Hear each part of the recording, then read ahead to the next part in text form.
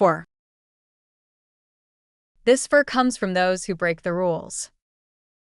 Scarlett whispered these words before taking my hand and leading me to a bedroom on the second floor. Her palm was cold and clammy, a sensation that made me deeply uneasy. I pulled away from her and raised my hand, only to find my fingers coated in a clear, sticky fluid. You. It was only then that I realized something horrifying. I took a few steps back, putting some distance between us. What's your connection to Mona and Ash? Why did he leave instructions for you as well? Scarlett smiled eerily.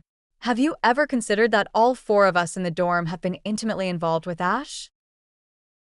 I bit my lip hard, too stunned to speak.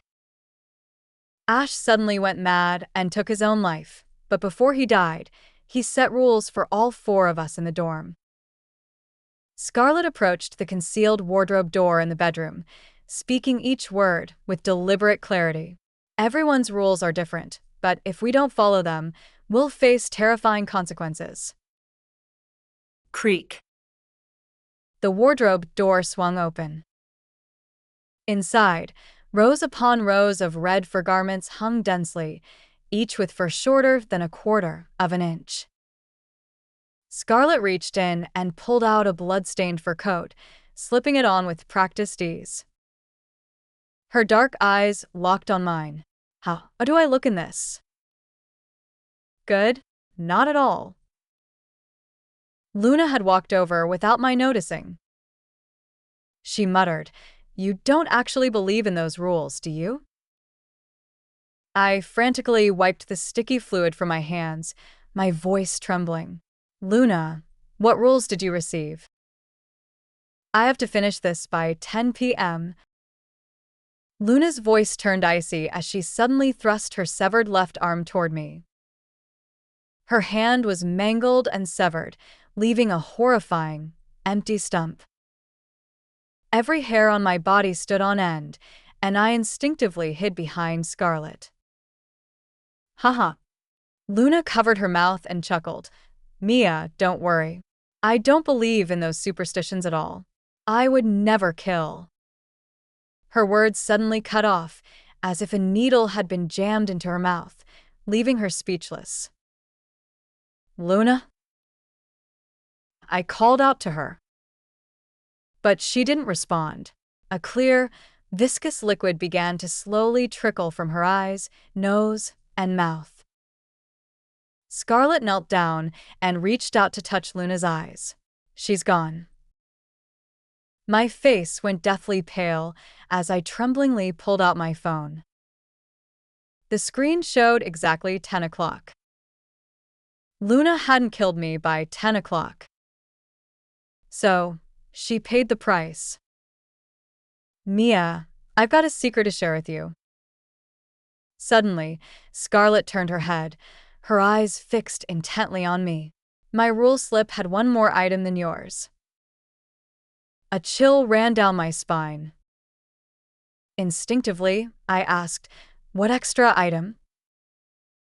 Scarlett's lips curved into a slight smile, revealing her gleaming white teeth. To make you eat human eyes. I was horrified. Are you out of your mind? Haha. A sharp laugh escaped Scarlett's throat. At the same time, her slender fingers curled into hooks and plunged violently beneath Luna's eye sockets. Her movements were vicious and swift. Blood instantly sprayed from the corners of Luna's eyes. When she raised her hand again, clenched between her index and middle fingers were 2 punctured, swollen, blood-red eyeballs. Human eyes are actually quite tasty. Scarlett rose to her feet, cradling the bloodied eyes in her hands, and approached me with a sinister smile. I was absolutely terrified. I absolutely could not eat human eyes. If I ate them, I would die.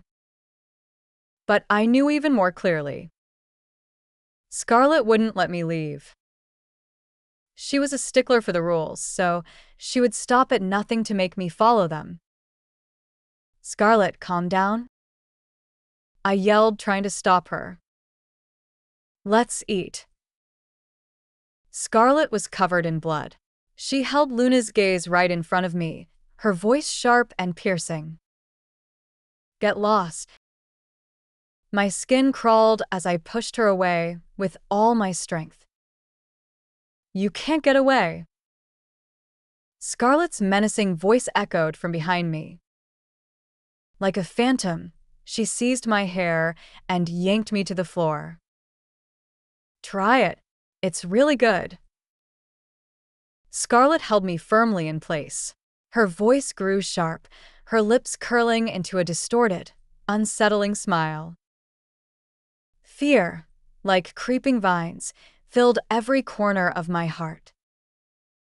I pressed my lips together tightly, holding back with all my strength. But I was no match for Scarlett in her fury. She seemed impervious to pain, her sharp nails tearing violently at my lips. My lips were chapped and bleeding. The pain forced my mouth open involuntarily. Drip, drop. The blood-dripping eyeballs slowly slid down my throat.